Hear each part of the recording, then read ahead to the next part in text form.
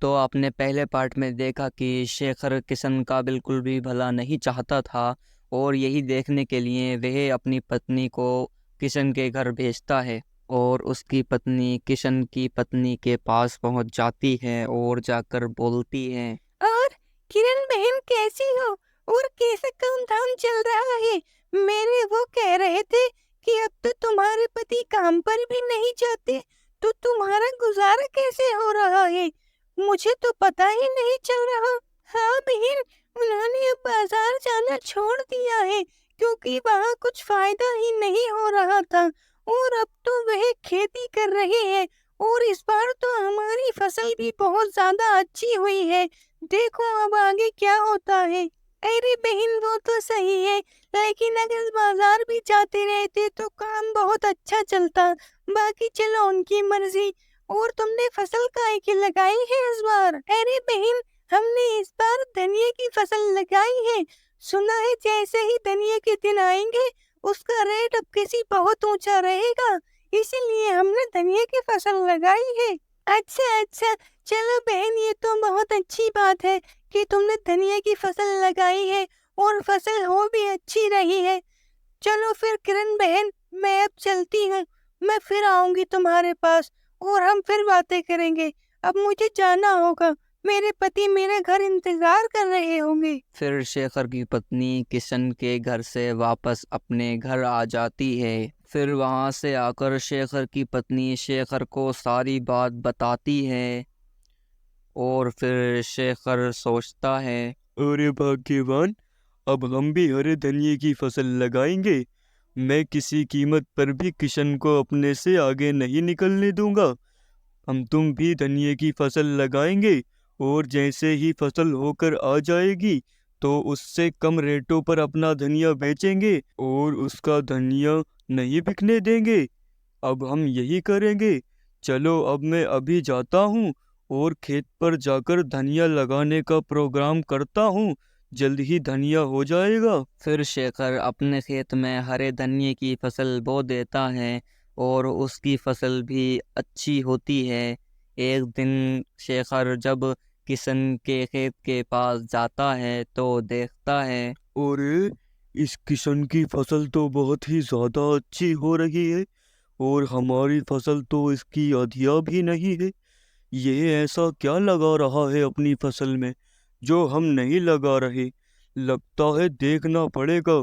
ये जो भी अपनी फसल में लगाएगा मैं इससे 2 गुना ज्यादा लगाऊंगा।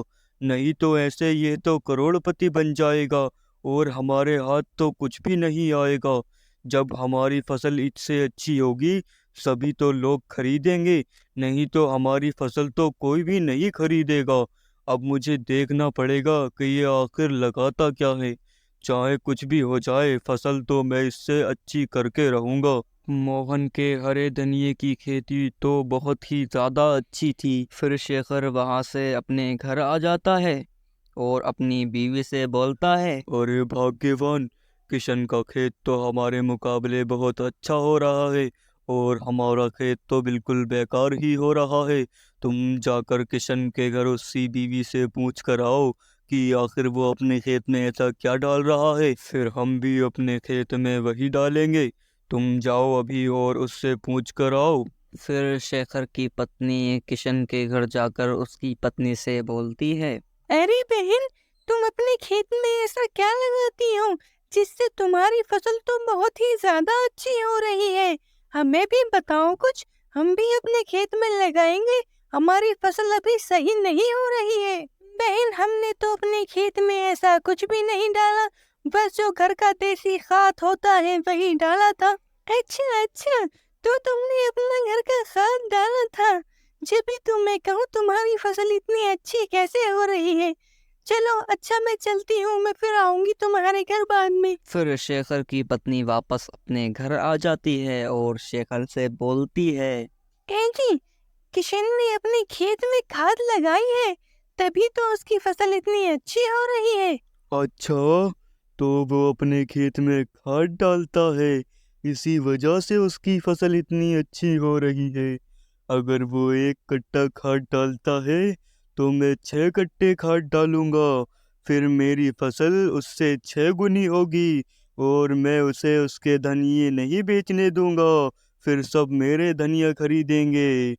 मैं अभी जाता हूँ और कट्टे लेकर आता हूँ। फिर वह शहर चला जाता है और अपने खेत में लाकर खाद बखेर देता है।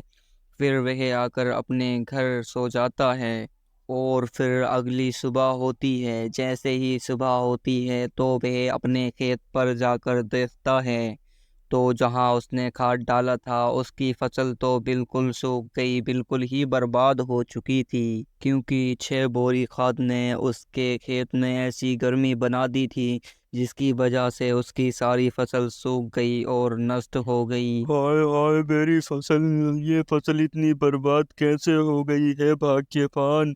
ये हमारे साथ क्या हो गया। हम तो अब कुछ कर भी नहीं सकते। हमने तो सारे पैसे इसमें लगा दिए थे। अब बताओ हम क्या करेंगे। हम तो लुट गए, बर्बाद हो गए। और उधर किशन धनिया ले जाकर फिर से बाजार में बेचने लगा, जिससे उसकी अच्छी आमदनी होने लगी। और उधर दूसरी तरफ शेखर ये समझ चुका था कि हमें कभी भी किसी की नकल नहीं करनी चाहिए, नहीं तो उसमें हमारा ही बुरा होता है। सो गाइस, अगर वीडियो पसंद आई हो तो वीडियो को लाइक और चैनल को सब्सक्राइब ज़रूर करो और घंटी को भी ऑल पे प्रेस कर लो ताकि हमारी आगे की नोटिफिकेशन आप तक पहुंचती रहे।